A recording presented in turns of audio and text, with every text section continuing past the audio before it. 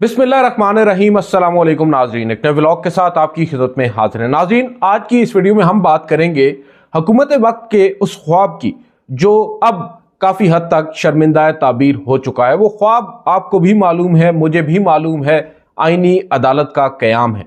आईनी अदालत का क़याम क्यों कर इस हुकूमत के लिए ज़रूरी था, ये तो अब बच्चे बच्चे को मालूम है। बिलखसूस 12 जुलाई का वो फैसला जिस फैसले के नतीजे में पाकिस्तान तहरीक इंसाफ को मखसूस नशिस्तें दी गईं, वो फैसला नाफिजुल अमल नहीं हो सका, उस पर अमल दरामद नहीं हो नहीं सका या किया नहीं गया। इसमें भी फर्क वाज़ेह है, आपको भी मालूम है। तमाम इदारे एक साइड पर खड़े हो गए, उन्होंने सुप्रीम कोर्ट ऑफ पाकिस्तान के फैसले पर अमल पैरा ना होने का एक फैसला कर लिया। और फिर हमने ये देखा कि सुप्रीम कोर्ट ऑफ पाकिस्तान को सबसे बड़ी सुबकी उस वक्त फेस करना पड़ी जब सुप्रीम कोर्ट की अपनी ही सफ़ों से लोग उठकर ये कहने लगे हुकूमत वक्त को या इस्टेब्लिशमेंट को कि आप पर इस फैसले पर अमल दरामद लाजिम नहीं है। आप भले ही इस फैसले पर अमल दरामद ना करें, आपके खिलाफ ना मिसकंडक्ट ना तौहीन अदालत की कार्रवाई हो सकती है। ये वो लम्हा था नाज़रीन जब ये कहा जाता है कि ये तय कर लिया गया कि अब एक आईनी अदालत का क़याम नागुज़ीर है। अदरवाइज जो हाइब्रिड सिस्टम इस वक्त पाकिस्तान में चल रहा है, जो रजीम है, इसका चलना नामुमकिन नजर आता है और इसके लिए बहुत सारी मेहनत की गई है। 8 फरवरी को होने वाले इंतखाबात, उन इंतखाबात से होने वाला 13 जनवरी का वो फैसला, जो 13 जनवरी का फैसला था, मैं तो इस तमाम तर फसाद की जड़ उसी एक फैसले को मानता हूँ, समझता हूँ।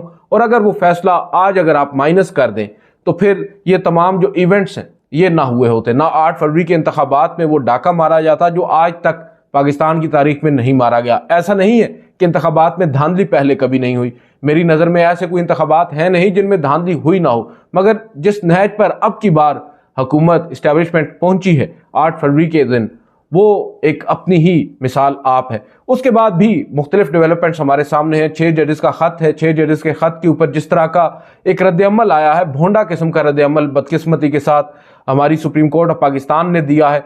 और उसके ही आप देख सकते हैं आज जो साइड इफ़ेक्ट्स हैं वो फेस कर रही है हमारी जुडिशरी, कर रही नहीं बल्कि माजरत के साथ कर चुकी है।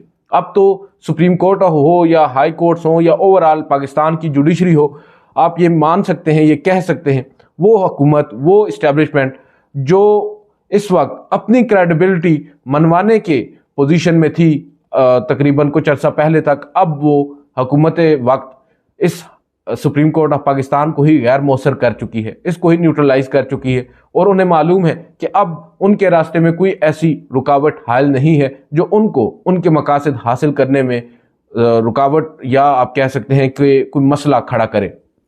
अब आते हैं, आपको मालूम है अभी रिसेंटली जो 26वीं आईनी तरमीम हुई है और अब तो शुनीद है कि 27वीं भी होगी, 28वीं भी होगी और अब तो खून लग चुका है मुंह को और अब तो तरमीम होंगी।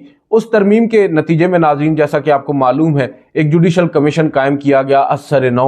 और इस जुडिशल कमीशन में पहली दफ़ा पाकिस्तान की तारीख में जो नुमाइंदे हैं, हुकूमती नुमाइंदे हैं या अपोजिशन के नुमाइंदे हैं या अरकान पार्लियामेंट हैं, 5 लोग अरकान पार्लियामेंट जो हैं उनको इस जुडिशल कमीशन में शामिल कर हुकूमत को बरतरी दे दी गई है। इस जुडिशल कमीशन में अक्सरियत दे दी गई है। जजेस साहिबान भले ही एक साइड पर खड़े होकर कोई भी फैसला कर लें, उनका फैसला माना नहीं जाएगा जब तक दीगर तमाम मेंबरान उनके साथ खड़े नहीं होंगे, उनके पास अददी बरतरी नहीं है।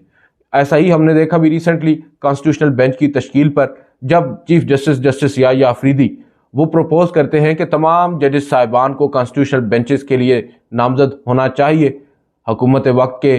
वो आप कह सकते हैं अहलकार हैं, वज़ीर कानून हैं, अटॉर्नी जनरल हैं, फारूक नाइक हैं, तमाम वो लोग जो जस्टिस याह्या अफरीदी साहब को 2 सीनियर जजेस साहिबान को सुपरसीड करवा कर चीफ जस्टिस बना चुके हैं, उन्होंने ही जस्टिस याह्या अफरीदी साहब की लाज नहीं रखी और जो तैयारी या जो प्लानिंग वो पहले करके आए थे उसको ही इम्प्लीमेंट करवा कर चले गए। और जस्टिस अमीनुद्दीन खान को पहले तो नामजद किया गया कॉन्स्टिट्यूशनल बेंच का सरबराह और उसके बाद दीगर 6 जजेस साहिबान को भी नॉमिनेट किया गया।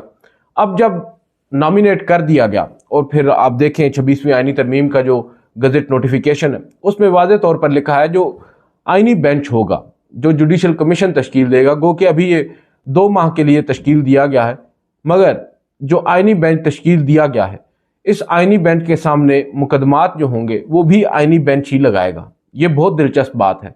یہ اس طرح دلچسپ ہے کہ آپ کو معلوم ہے جسٹس عمر عطا بندیال صاحب جب مشکل دے رہے تھے حکومت وقت کو، اس وقت کی پی ڈی ایم حکومت کو، انہیں یہ مشکلات کا سامنا تھا کہ ان کی مرضی کے کیسز نہیں لگ رہے تھے. انہوں نے ایک قانون متعارف کروایا تھا، پریکٹس اینڈ پروسیجر قانون.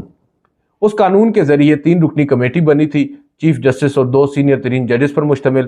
وہ کمیٹی پھر ڈیسائیڈ کرتی تھی کون کون سے مقدمات لگائے جانے چاہیے، کون کون سے نہیں، اور بالخصوص آئینی مقدمات. اب یہ جو کانسٹیٹیوشنل بینچ یا آئینی بینچ تشکیل دیا گیا ہے، اس کے ساتھ ایک نئی کمیٹی بھی تشکیل دے دی گئی ہے، اور چیف جسٹس آف پاکستان کی سربراہی میں پہلے سے قائم شدہ جو پریکٹس اینڈ پروسیجر کمیٹی ہے اس کو اختیار نہیں دیا گیا. یہ کس قدر بدقسمتی ہے کہ چیف جسٹس آف پاکستان کا اب آئینی معاملات سے قطعاً کوئی تعلق ہی نہیں ہے. اب جو جسٹس امین الدین خان کی سربراہی میں قائم بینچ ہوگا، کانسٹیٹیوشنل بینچ، اس کے سینئر ترین 3 ججز پر مشتمل کمیٹی خود ڈیسائیڈ کرے گی کہ انہوں نے کون سے مقدمے کو سننا ہے، کون سے مقدمے کو انہوں نے کب سننا ہے، کس کس جج نے سننا ہے اور کب کب سننا ہے. یہ بدقسمتی ہے کہ ایک سینیارٹی میں پہلے نہیں، دوسرے نہیں، تیسرے نہیں، چوتھے نمبر پر موجود جج جو ہے وہ اس وقت چیف جسٹس آف پاکستان سے زیادہ اختیارات، زیادہ پاورز انجوائے کر رہا ہے، اور چیف جسٹس آف پاکستان کو اس سے کوئی فرق بھی نہیں پڑتا. یہ سب سے بڑا المیہ ہے. چیف جسٹس آف پاکستان نے ایک نہیں 2-3 مختلف مواقع ایسے گنوائے ہیں کہ وہ شاید اختیارات کو اپنے پاس رکھ سکتے تھے، مگر انہوں نے یہ موقع گنوا دیا. بہت سے لوگ یہ مانتے ہیں کہ شاید انہوں نے یہ موقع جانتے بوجھتے گنوایا ہے، کیونکہ وہ چاہتے ہی نہیں ہیں کہ یہ تمام تر اختیارات ان کے پاس ہوں، تمام تر کنٹروورسیز میں وہ ویسے بھی نہیں الجھتے. تو ان کے لیے بڑی ایک ون ون سچویشن تھی کہ چیف جسٹس وہ ہوں گے، سیلیوٹ وہ لیں گے، اختیارات بھلے ہی جسٹس امین الدین خان صاحب استعمال کریں، بینچز وہ بنائیں، فیصلے وہ دیں، تنقید بھی پھر وہی سہیں گے. مجھے تنقید نہیں سہنے پڑے گی. اس وقت تو جو مطمع نظر، جو نقطہ نظر ہمیں جسٹس یحییٰ افریدی صاحب کا نظر آ رہا ہے وہ محض یہی آ رہا ہے.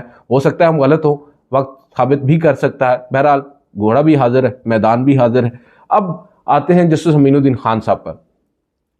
بتایا یہی جا رہا تھا، جیسا کہ آپ کو ہم نے پہلے بتایا، کہ 7 ججز کو نامزد کیا گیا کانسٹیٹیوشنل بینچز کے لیے. جسٹس امین الدین خان آبویسلی ہیڈ کریں گے. اب وہ جو کمیٹی ہے ناظرین، جو 3 سینئر ترین ججز پر مشتمل ہوگی، جسٹس امین الدین خان، جسٹس جمال مندوخیل اور جسٹس محمد علی مظہر، اس کمیٹی کا آج پہلا ایک اجلاس ہوا ہے. پہلی بند کمرہ یہ اجلاس ہے، بیٹھک ہے، اور حیران کن طور پر اس کمیٹی میں جسٹس امین الدین خان کے علاوہ آج کوئی جج شرکت نہیں کر سکا. اور یہ کمیٹی محض آپ یہی کہہ سکتے ہیں کہ ایک بریفنگ لی گئی ہے جسٹس امین الدین خان صاحب کی جانب سے، اور انہوں نے یہ پیغام دیا ہے کہ نو آئی ایم دا باس. وہ شاید یہ بتانا چاہ رہے ہیں اس کمیٹی کی میٹنگ کو چیئر کر کے، جس میں رجسٹرار سپریم کورٹ کے علاوہ جو سپریم کورٹ کے دیگر کنسرنڈ آفیشلز ہیں وہ بھی موجود تھے. اور اس میٹنگ کے دوران بتایا یہ گیا ہے کہ اول تو یہ میٹنگ جسٹس امین الدین خان صاحب کے ہی چیمبر میں ہوئی ہے، پھر اس کے حوالے سے ایک منٹس آف دا میٹنگ یا آپ کہہ سکتے ہیں اعلامیہ جاری ہوا ہے، جس میں یہ بتایا گیا ہے کہ میٹنگ میں جسٹس امین الدین خان صاحب کو زیر التواء آئینی مقدمات پر بریفنگ دی گئی ہے. سربراہ آئینی بینچ جسٹس امین الدین خان نے مقدمات کی درجہ بندی کی ہدایت کی ہے. مقدمات کو مقرر کرنے کا فیصلہ سربراہ آئینی بینچ 2 سینئر ججز سے مل کر کریں گے، یعنی 3 ججز پر مشتمل کمیٹی یہ ڈیسائیڈ کرے گی کہ کون کون سے مقدمات مقرر ہونا ہے. اس کے بعد وہ یہ کہتے ہیں کہ 3 رکنی ججز کمیٹی کم از کم 5 ججز پر مشتمل بینچ تشکیل دے گی. یعنی یہ بات واضح ہو چکی ہے کہ 5 رکنی لارجر بینچ کم از کم تشکیل دیا جائے گا کسی بھی آئینی نقطے پر سماعت کے لیے. اور کمیٹی کے ایک رکن جج بیرون ملک ہیں. رکن جج کی وطن واپسی پر کمیٹی اجلاس دوبارہ ہوگا. اور یہ جو کمیٹی کے ایک رکن ہیں وہ ہیں justice Jamal Khan Mandokhel. As per my information وہ غالباً چائنا میں ہیں یا اب واپس آ بھی گئے ہوں. بہرحال آج وہ موجود نہیں تھے سپریم کورٹ میں، اور اس وجہ سے یہ بتایا گیا ہے کہ میٹنگ آج تینوں ججز کی نہیں ہو سکی. ادروائز جسٹس امین الدین خان صاحب نے ایک لے آؤٹ پلان جو ہے وہ دے دیا ہے انتظامیہ کو، اور بتا دیا ہے کہ بھائی آئینی مقدمات کی آپ وہ درجہ بندی کریں اور پھر ہمیں بتائیں. پھر کمیٹی کے سامنے رکھے جائیں گے وہ آئینی مقدمات آبویسلی رجسٹرار سپریم کورٹ صاحب کی جانب سے، اور وہ پھر کمیٹی جو ہے ڈیسائیڈ کرے گی کب کس مقدمے کی باری آئے گی. اور یہ بڑا انٹرسٹنگ ہوگا کہ سب سے پہلے کون سے مقدمات یہ آئینی بینچ اپنے سامنے سماعت کے لیے मुकर्रर करेगा। इससे पहले कि मैं आगे बढ़ूं, एक और डेवलपमेंट हुई है, बहरहाल उसके ऊपर हम चलें, बाद में आते हैं। अब इम्पॉर्टेंट चीज़ ये है नाज़रीन, अव्वल तो जैसा कि मैंने पहले आपसे कहा कि जस्टिस अमीनुद्दीन खान साहब ने आज ऐलान कर दिया है कि I am the boss now, और रजिस्ट्रार सुप्रीम कोर्ट भी मुझे जवाबदेह हैं, और अब जो मुकदमात होंगे आइनी नोयत के वो मैं ही डिसाइड करूंगा। और ये आज उस वक्त उन्होंने मीटिंग की है जब सुप्रीम कोर्ट के कमरा अदालत नंबर 1 में जस्टिस मंसूर अली शाह, जस्टिस आयशा मलिक और जस्टिस अकील अब्बासी साहब एक टैक्स से मुतालिक मुकदमे की समाअत के दौरान कुछ ऑब्जर्वेशंस देकर गए हैं।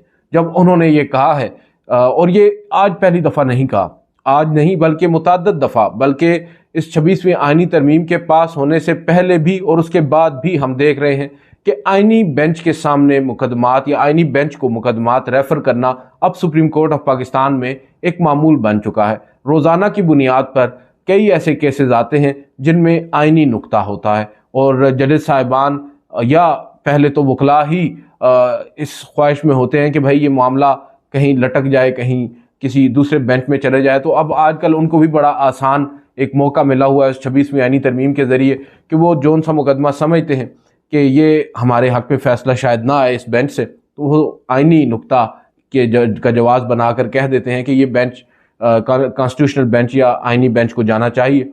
और अब हम देख रहे हैं कि जस्टिस मंसूर अली शाह हों या जस्टिस आयशा मलिक हों, जस्टिस अकील अब्बासी, बिलखसूस जस्टिस मंसूर अली शाह, जस्टिस मंसूर अली शाह साहब का यहाँ पर जिक्र इस वजह से नाज़रीन ज़रूरी है कि वो सबसे बड़े मुतासरा फरीक हैं इस 26वीं आइनी तरमीम के। आइन के अंदर दायरे तरीक़ाकार के तहत 26 अक्टूबर 2024 को जस्टिस मंसूर अली शाह साहब ने चीफ जस्टिस ऑफ पाकिस्तान का ओथ लेना था, मगर उस आइन को ही तब्दील कर दिया गया।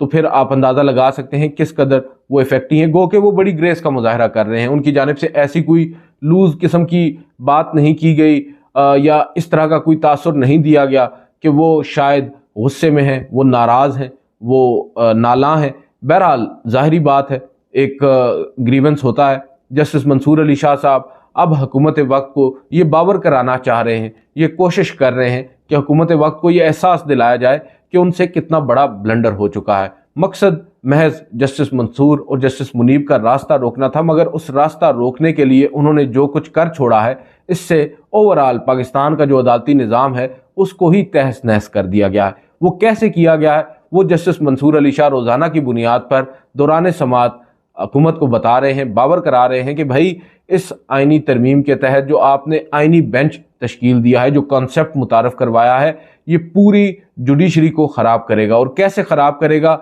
ये आप भी अंदाज़ा लगा सकते हैं। रोज़ाना की बुनियाद पर केसेस सुप्रीम कोर्ट में आते हैं, और जो सुप्रीम कोर्ट में केस लैंड करता है कहीं ना कहीं से उसमें आइनी नुकात तो होते हैं, और जब हर मुकदमा ही आइनी नुकात पर मबनी होगा, ऑब्वियसली बहुत से नहीं भी होते, बहुत से होते भी हैं, लेकिन सिर्फ वही नहीं होते जो हुकूमत समझ कर आइनी तरमीम कर बैठी है कि भाई सियासी नोयत के जो मुकदमात हों, जैसे मखसूस नशस्तों का मामला है, फौजी अदालतों का मामला है, धांधली का मामला है, या बुनियादी इंसानी हकूक़ के मामलात हैं, यही सिर्फ आइनी मुकदमात नहीं होते। हुकूमत को शायद ये समझ नहीं आई, आइनी मुकदमात बहुत से होते हैं, और वो मुकदमात भी अब आइनी बेंच के पास जब जाएंगे तो उन्हें एहसास होगा कि हमने क्या कर दिया है। और बदकिस्मती के साथ बेंच भी या जजेस भी ऐसे नामजद किए गए हैं, बिलखसूस जो हेड बनाए गए हैं, कम से कम उनको आप किसी ऐसे जज को तो बनाएं जिनको कुछ एक्सपर्टीज़ हो कॉन्स्टिट्यूशनल लॉ की, उनको पता तो हो कि कैसे लेकर चलना है। गो कि मैं उनकी काबिलियत के ऊपर शक नहीं कर रहा, बहुत उम्दा जज हैं, बहुत अच्छे जज हैं,